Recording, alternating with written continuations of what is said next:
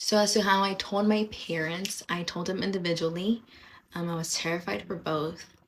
And but I did have in the back of my mind that regardless of what they said, they weren't going to change my mind. And if even if it was the worst, I I was still going to keep my decision of converting, and regardless of the outcome, good or bad, I couldn't do anything about it but just pray and pray for their acceptance. I told my mom first. I remember I went in there and I was extremely scared. I was expecting her to disown me, not speak to me. But I told her that I was learning about Islam and I was falling in love with the religion, and more than likely I was going to convert. It was just a matter of time. When I told her, she had the biggest smile on her face.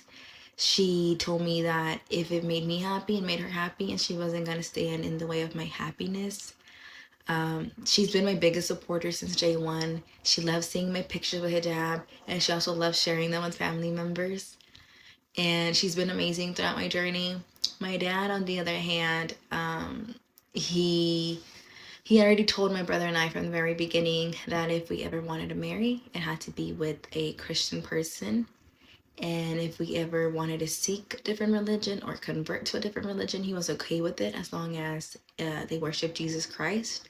He did give the example that he didn't want us to follow a religion that worshiped a black box. So I already knew it was going to be bad. So I remember I told them, my mom was in the room. He went completely quiet. He lowered his gaze and he did a face, the face of, oh, something's bad.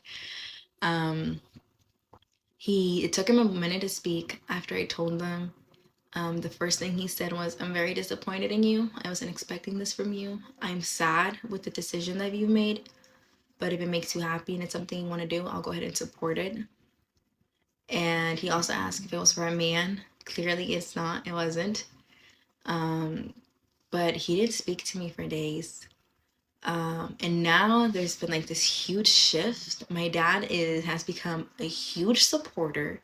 He loves learning about Islam as well.